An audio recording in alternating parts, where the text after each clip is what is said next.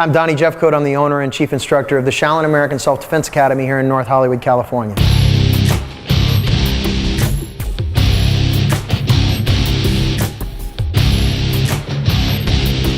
I give my students a very important base. Your basics are your foundation. It's the roots of a tree. If a tree doesn't have roots, what does the tree do when the wind blows? It falls. And I encourage my students to ask questions as much as they can so that they never leave with a hole. You know, we want to fill in those spaces. Most importantly, your first 3 belts from white belt to purple belt, very, very important to focus on your foundation. Because without that, getting past a purple belt in Kenpō, you're either going to get past it and be extremely sloppy with a lot of holes, dangerous holes, or you're just not going to be able to make it past it at all. Because the techniques, the foot maneuvers, and the forms and stuff, they become more and more complex as you obviously progress in the system. Mr. Parker used the term alphabet. It's like learning a language. You have to learn the alphabet before you can learn how to spell. And once you learn how to spell a word, then what do? You create a sentence from that word. Once you create a sentence, then what do? You create a paragraph. And once you start writing paragraphs, you begin creatively thinking, creative writing. So that's the progression of Kenpō, and I look at that, and all my new students, I give them that outline, that idea. You're ricocheting as you're passing the punch, you're already hitting him. I grabbed a hold of him, I'm trained, he pull back, I go with him. The kick has to fly. He comes in, bam, right away before I even cinch.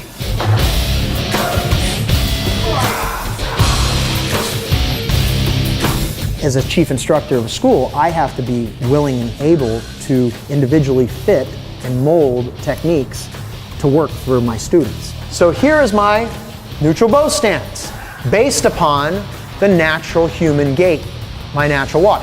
That then allows me as a teacher to individualize the experience for each student, depending upon their height and their size. Right about there. Now, that's the middle of your heel. Okay? Now, from that position, I want you to go ahead and stand up with me and let your body just pivot forward into position. Now, another way to measure your horse stance would be feet together, and you can simply do this. 1, 2, now straighten them out, and 3. Kenpō is about street self-defense. It's about what works for the individual's body type in the streets in real life situations. It does have a classical approach. So you're learning the beauty of the Kung Fu, the beauty of the martial arts that have been used for thousands of years. But we've also evolved past the classical into what we call practical and tactical. Push the heel away, there's your reverse bow. And then back to the neutral. Now reverse bow a lot of times in Kenpō is used to spread. It's almost like this position in Wushu. All of this is very... Except it's like reduced. Okay, so let's go to Wushu. You know what a bow and arrow stance is, right? Yeah, boom. Yeah, exactly. Right? Well, guess what this is? Bow and arrow. It's called a neutral bow. Well, these are bow and arrow. This is a bow and arrow stance. This is a bow and arrow stance. Look at this. Here's the bow. Here's the arrow. What is your width? What is your depth? What is your height? Everybody has an individual width, depth, and height. So the syllabus that I teach now really does break down scientifically one's anatomy. This is called an angle of cancellation. If you were to go from 9 to 3 or 3 to 9, like a horizontal plane here, and catch me, I can slip, right? It's also put a little pressure against me here, okay? If you're not aligned correctly and I come at you, right? Now watch this. Align it properly with that. Now check this out. Let me ask you what shape this is. Point A, point B, point C. Triangle. There you go. Triangle is the what? Strongest geometrical shape. Now your proper muscles are activated. The triangle is the strongest geometrical shape. It represents mind, body, and spirit. All 3 sides to the triangle are equal. They help each other, right? So no matter which way you turn the triangle, all 3 sides are equally holding up the other 2 sides. So with mind being strong, body being strong, and spirit being strong, you have a very strong martial artist and human being. And if one is weaker than the other 2 sides are not supported. So if there's an imbalance, the triangle collapses. Balancing mind, body, and spirit. Seeking knowledge of mind, body, and spirit. Not just spirit or mental or physical. I think it's really important to me as a martial artist, and that's what I try to teach in my lessons.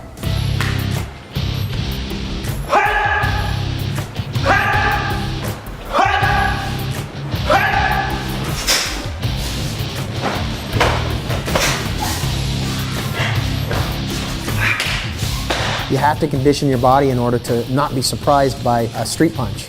I'd rather have you hurt in here and be surprised and even go through a teary-eyed moment in here in my dojo in a safe environment and a controlled environment than I would have your first punch in the face or slap in the face in the streets and have that basically in the fight because you weren't prepared for it. We probably get more bruises from our kids program as instructors than we do our adult program because the kids love to beat up sensei.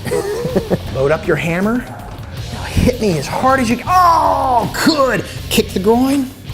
Good. Now from that position, you're going to take that hammer and go bam, hit. Oh, give me 5. You're super strong. Try that again. You have to make sure that whoever's on your team not only has the ability to make that a comfortable experience for all different ages, male and female, but they have to understand that it's already an intimidating thing to walk into a dojo. It's already intimidating enough to choose to go and learn self-defense. You have to really handpick the people who represent your school and make sure that they are of the kind of qualities of instructors who welcome everyone. I just try to pull the best attributes of the students. Good technique is a simple technique. Less is more, but less is also harder because there's less room for error. So you gotta make sure that your technique is solid. You gotta make sure that technique works. I don't know if there's a lot of surfers out there, but if somebody's in a wave, you know, in order to catch that wave, you don't wanna be in front of that wave because what's gonna happen, right? Or from here, you don't want to be too far on the wave because from here you might just go over you, okay? You want to be in that perfect spot and you want to flow with their movement and then you take that ride. That's kind of where I see where technique should be. I don't like to throw my students out on the mats without that foundation. That's why we do a private lesson program at my school. The 30 minutes I get with my students every week is probably one of the most important parts of the program because it allows me to focus on your individual weaknesses and strengths and your individual needs. It gives me a chance to work on that base, to give you that foundation, make sure you understand everything about the basics of American Kenpo so that when you start your intermediate and advanced motion, it comes more naturally. I'm also a big fan of other styles. My school here, we're constantly exposing students to other styles. Mr. Bruce Lee was big into that. He wasn't into style, he was into what works. Everybody has their own style. His art form is very similar to Kenpo when it comes to taking a bunch of different styles and mixing them up together and creating something that fit him.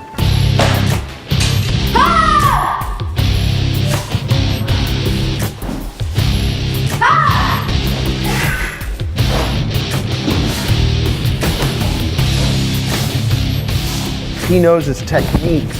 He's in there. Just because you messed up, you didn't block him above his elbow. Martial arts, when I got involved, really provided me with not so much, and I tell my students this, not so much the necessary physical tools as much as the mental tools to defeat bullies. Yes, it teaches you how to punch. Yes, it teaches you how to kick. More importantly, it teaches you how to believe in yourself and to respect yourself and to have confidence in the eyes. And martial arts has given me that ability to look somebody in the eye and give them just enough serious, just enough warning that I never have to use these. I have, and I don't like to, because guess who gets hurt? You and me.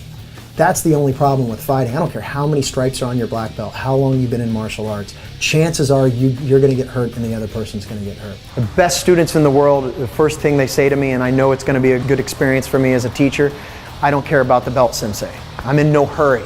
Perfect. Perfect. The only reason these colored belts were created in the first place was because Western civilization, we don't have patience. The black belt will come when you're ready. The original belt system was a white belt and a black belt. The way you got to black belt is you worked so hard that the white belt did what? It turned black with blood, sweat, and tears. The mud, the dirt, the grass stains, all the sweat and all the blood and all the hard work you put into your training over years and years and years would turn the white belt darker and darker and darker because it was untraditional to wash it. You never wash your belt. To this day, I tell my students, never wash your belt. Therefore, I can walk through my class and I can grab your belt and I can see, wow, you've worked hard. It's dirty. It's soft. The cotton's no longer starchy. The white belt turns to the black belt. We work in Kenpo on point of origin style attacks. So for instance, if you attack me, who's to say my arms are going to be in that perfect scenario? Very rarely. A lot of times in a surprise attack, my arms are down. Now, hopefully, as a martial arts artist being trained for as long as I have, I know not to talk with my arms down here against somebody I feel might be confrontational. I teach my students to talk with their hands. Why? Because it's very close to this. I teach my students to, keep their hands up on guard just in case. Okay. But let's say that I've let my guard down. Where does my palm strike go? I go from point of origin, following the order, straight up to the palm. So I have to then practice the power coming from the hip versus the classical ribs or up on position, guard position. And I didn't even see You didn't see it coming. I didn't even see Okay, it. so that's a very quick strike. Our phones, especially today, those are the most dangerous things in the world. You walk down the street and you're doing this. You don't know who's behind you, who's to your right, who's to your left, much less what's in front of you. Know your surroundings. Know that there's 4 or 5 guys standing across the street, even if they're not presenting danger. Know that they're there. When you sit down at a restaurant, I assess the situation. I'm not paranoid. I'm not going, oh my God, who's around me? I'm just simply asking myself questions. Who's that guy? What are they about? Who's sitting behind me? And then I don't have to think about it anymore, but I know I set my environment and my surroundings. Statistically, you're usually attacked in the street doing something that you do every day. And your guard is down because you do it every day. You can't let that happen. If somebody comes up to you in the street and is asking you a question like, hey, can you give me directions? Or do you know where this place is? Or what have you. Instead of going, oh yeah, put your arms back like this and da-da-da-da, and you're looking, and you're not guarded. Nothing is in between you and the stranger. What about this? Yeah, sure, I can. Don't let them in your space. Don't let them within your temple. That's what your protection is. And I'm not saying to not be friendly, give them help. But don't go up to them with your arms down because you don't know what their intent is. Things to keep in mind when doing a good Kenpō technique are canceling width, height, and depth. The width of your opponent, the height of your opponent, and the depth between the two of you. So if you keep that in mind, you'll always have a good solid street self-defense technique, especially if you can cancel 2 of the 3 out from your opponent. If I stop learning, how can I continue teaching? I always remind my students, not only while I'm teaching you am I learning, but I'm also going to classes and making sure that I take seminars and I meet with other masters and make sure that I share information and I'm taught information so that my journey continues and I can continue sharing with my students. Notice that your inward block lands here. Well, now that turns into point of origin. You don't have time to rechamber it to get to here. You go from where it is and you utilize that. Boom. That's right, that's right. So many people come into the martial arts and gain benefit from it, and even if they're in martial arts for a short amount of time, it impacts the rest of their life. And they'll always remember that they've taken martial arts, and they're always proud to talk about it. Just good to have in so many different ways. Mind, body, and spirit strengthening.